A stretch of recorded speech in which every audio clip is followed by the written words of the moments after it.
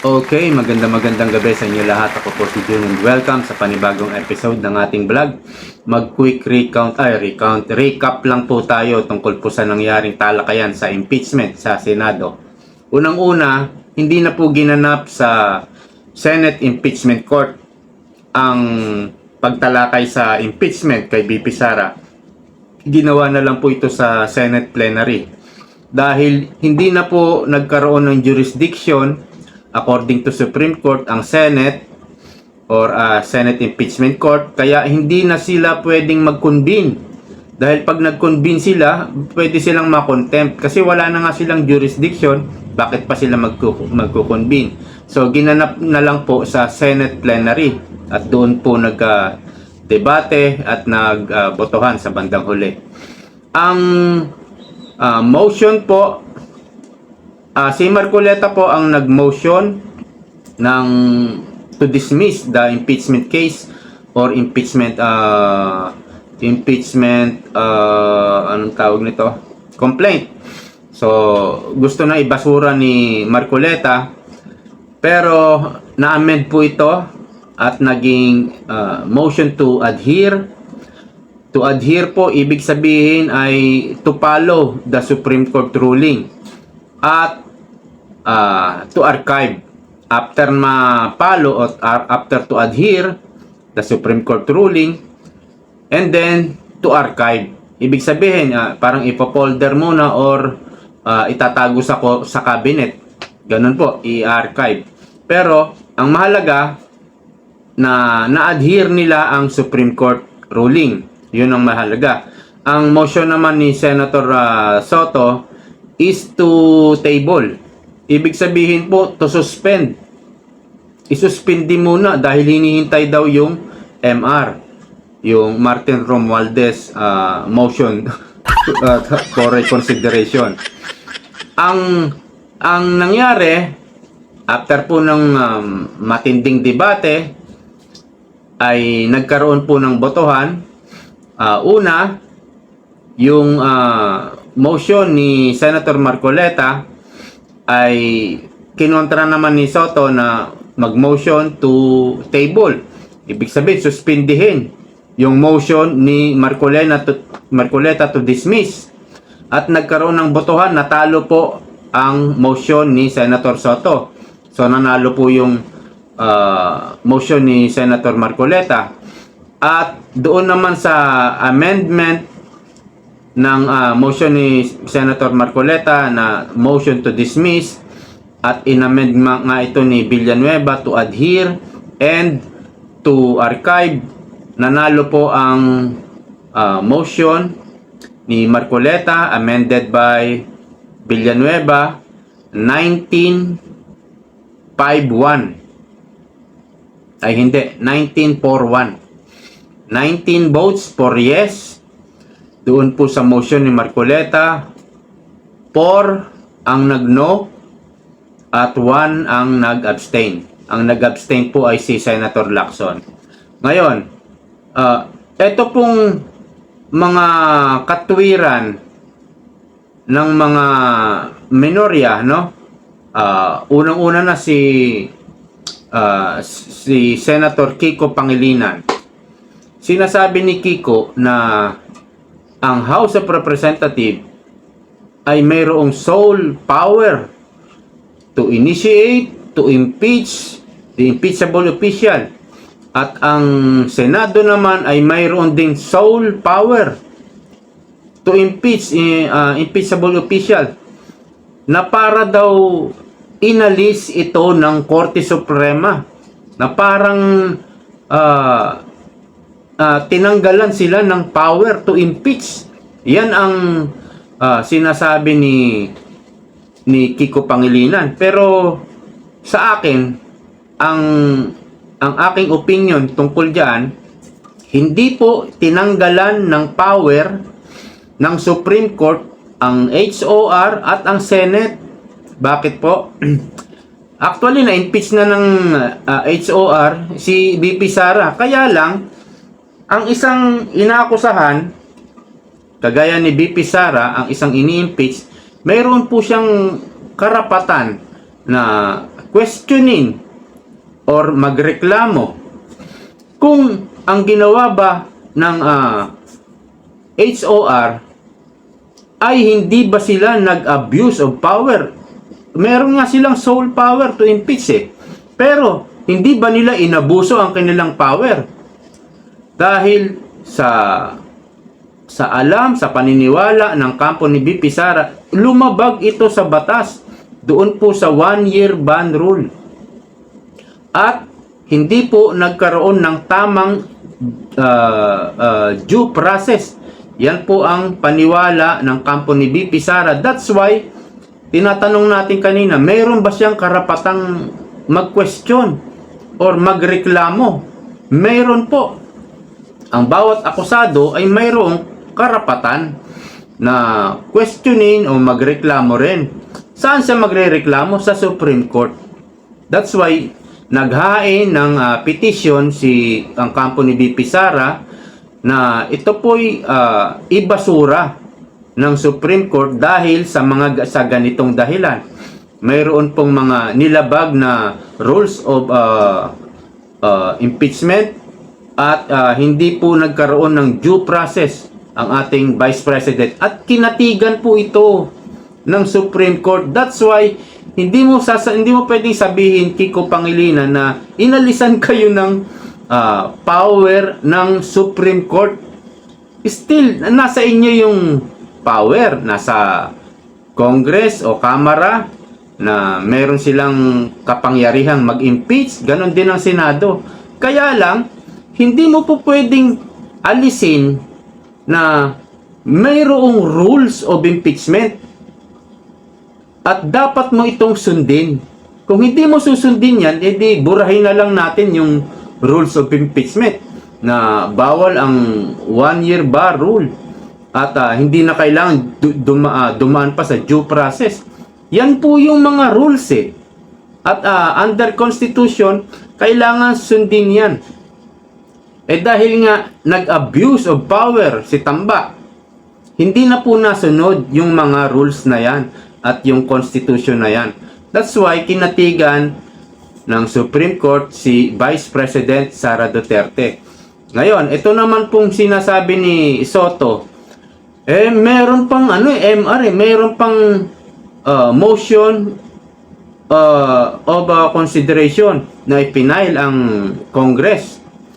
Kaya, hindi pa raw final ang desisyon ng Supreme Court dahil nga meron pang motion to consideration. Ang opinion ko po dyan, nagkaroon na po ng desisyon which is immediately executory na ang impeachment complaint ay unconstitutional. At ito po'y napagbotohan ng unanimous decision at inaalisan na po ng jurisdiction ang Senado or Senate Impeachment Court. That's why kailangan umakto rito o aksyonan ito ng Senado. Dahil wala ng jurisdiction, unconstitutional ang impeachment complaint, unanimously vote, and wala ng jurisdiction, ang pinariringgan o ang sinasabihan dito ng Supreme Court ay ang Senate. Kailangan talaga nilang umaksyon doon sa rules ng doon sa ruling ng Supreme Court. Kaya ito yung kanilang aksyon. Kailangan mayroon ng mangyari. Kailangan tugunan na yung hatol ng Supreme Court. That's why ito po yung hatol ng majority ng Senado, ng mga senador. At ibinabasura na po o parang ibinabasura na ang impeachment complaint versus BP Sara. Ulitin ko nga dahil dineclare na ng unconstitutional ang impeachment complaint kay BP Sara ng Supreme Court, ang hatol ng Senate is to adhere, is to follow the Supreme Court ruling and to archive the impeachment complaint. So, yan po ang pagdesisyonan at 19 voted for the motion ni Marcoleta. Yan po ang wala na, patay na. Deads na po itong impeachment kay BP Sara. Ang hihintayin na lang po itong tugon ng Supreme Court sa motion for reconsideration ng House of Representatives.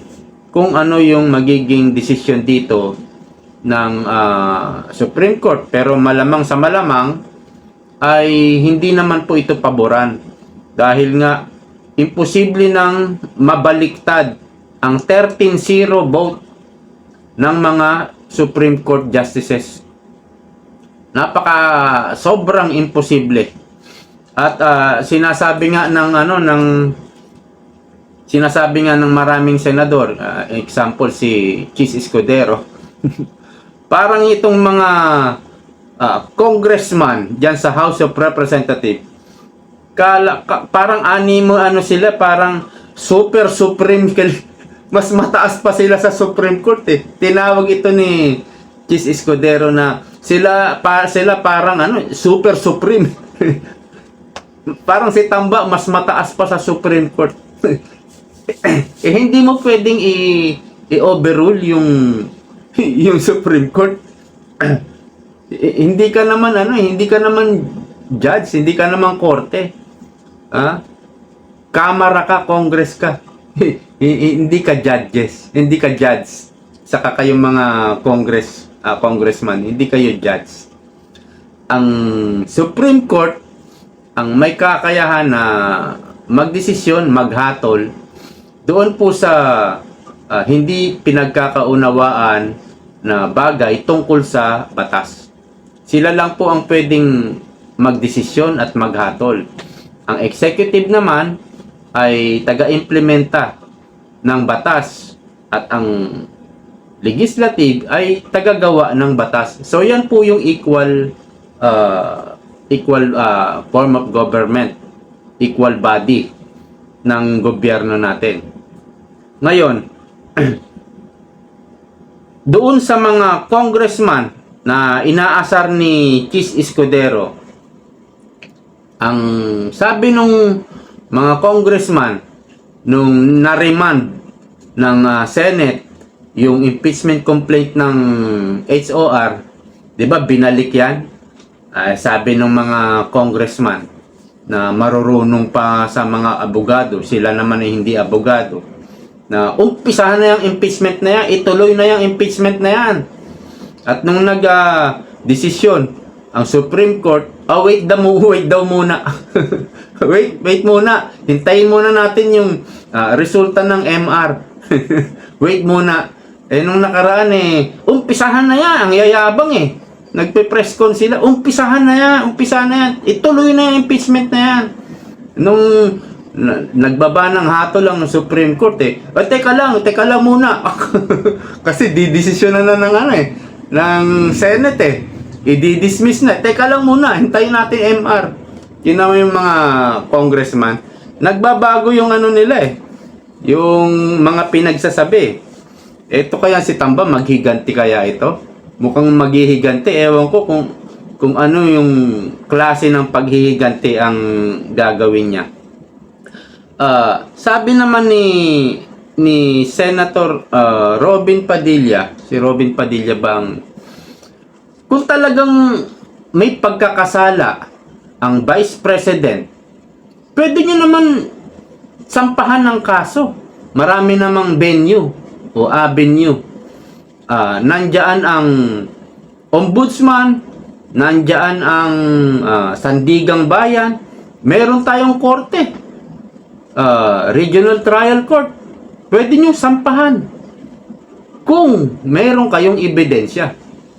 Kaya nga hindi na dumaan sa Committee on Justice, hindi na dumaan sa Order of Business itong impeachment, kaya minadali ni Tamba kasi wala silang maipapakitang legit na ebidensya. Wala kasi silang ebidensya. Lahat ng mga bintang nila ay gawa-gawa lang nila. Kaya senior cut ito ni Tamba. That's why nawalan ng due process. Okay? Ngayon, ito naman si Hontiveros. Meron daw pananagutan si BP Sara. Sa loob-loob ko, meron ka rin pananagutan kung sa pananagutan ng usapan. Meron kang tinanim na witness. Dapat maimbestigahan itong tanim witness na ito. At ito namang mga congressman, nako mayroon yang isiniwalat si Lacson na 67 congressman, congressman slash contractor din. Slash, ano pa ba yung sabi ni Magalong? Supplier. Congressman slash contractor slash supplier.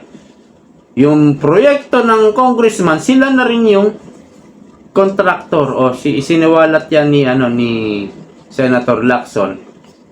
Dapat maimbestigahan itong mga congressman na to at pati na rin itong DPWH.